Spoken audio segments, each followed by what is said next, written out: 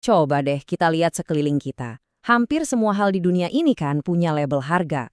Tapi, pernah kepikiran nggak sih, apa harga yang kita bayar itu benar-benar cerminan dari nilai sejatinya? Nah, dalam pembahasan kali ini, kita akan kupas tuntas ketegangan antara harga pasar dan apa yang sesungguhnya berarti buat kita.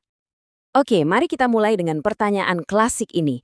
Ini adalah sebuah paradoks yang udah bikin pusing para pemikir dari zaman Plato sampai Adam Smith.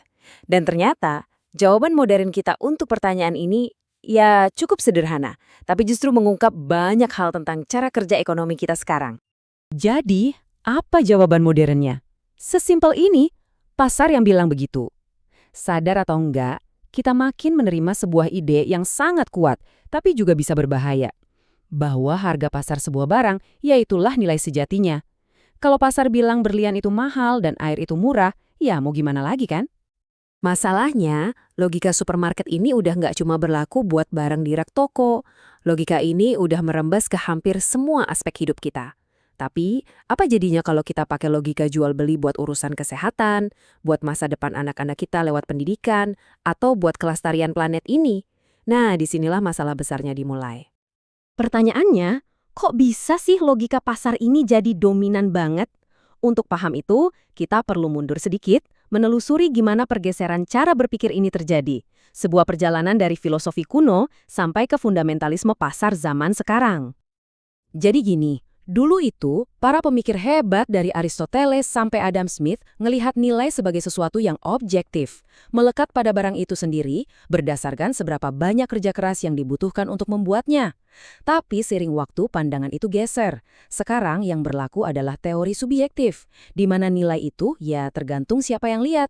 Satu-satunya yang penting adalah berapa harga yang orang mau bayar. Dan inilah akibatnya.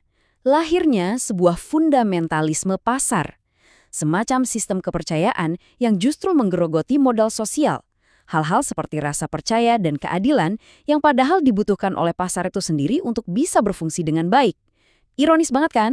Sistem ini tuh akhirnya memakan fondasinya sendiri. Ideologi ini dibangun di atas 3 keyakinan yang kuat tapi juga sangat menyesatkan. Pertama, keyakinan bahwa siklus krisis ekonomi nggak akan terjadi lagi. Kedua, anggapan bahwa pasar itu nggak pernah salah. Dan ketiga, ide bahwa pasar itu pasti menghasilkan sesuatu yang adil. 3 kebohongan inilah yang akhirnya membawa para pengambil keputusan ke jalan yang salah. Ya, kalau kita bangun ekonomi global di atas 3 kebohongan, pasti ada konsekuensinya kan? Dan kita semua sudah menyaksikannya dalam rentetan krisis yang dahsyat. Ini bukan kecelakaan loh, tapi hasil yang emang nggak terhindarkan dari sistem yang cacat dari akarnya. Bukti pertamanya, krisis keuangan global tahun 2008. Bencana ini butuh dana talangan dan jaminan dari publik yang angkanya gila-gilaan. 15 triliun dolar. Itu harga yang harus kita bayar untuk sebuah keyakinan yang buta pada pasar. Terus, datanglah pandemi. Ini nunjukin ke kita betapa mahalnya harga dari mengabaikan nilai-nilai non-pasar.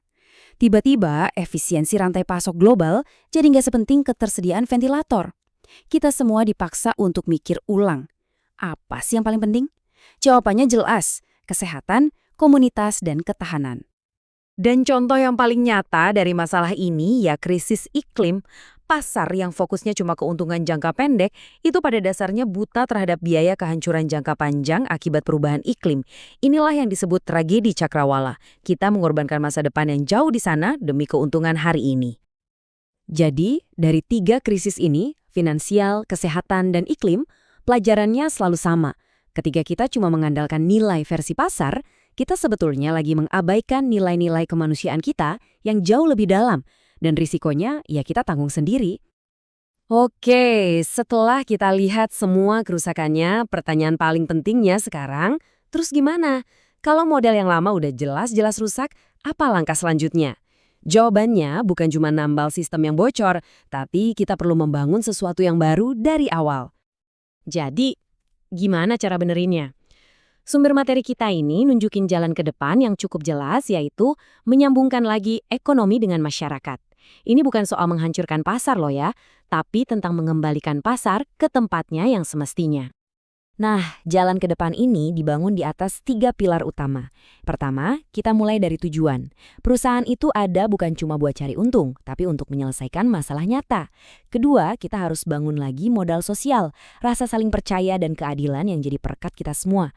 Dan yang terakhir, kita perlu melakukan investasi yang benar-benar sejalan dengan nilai-nilai tadi. Ada metafora yang bagus banget buat ngegambarin tantangan ini.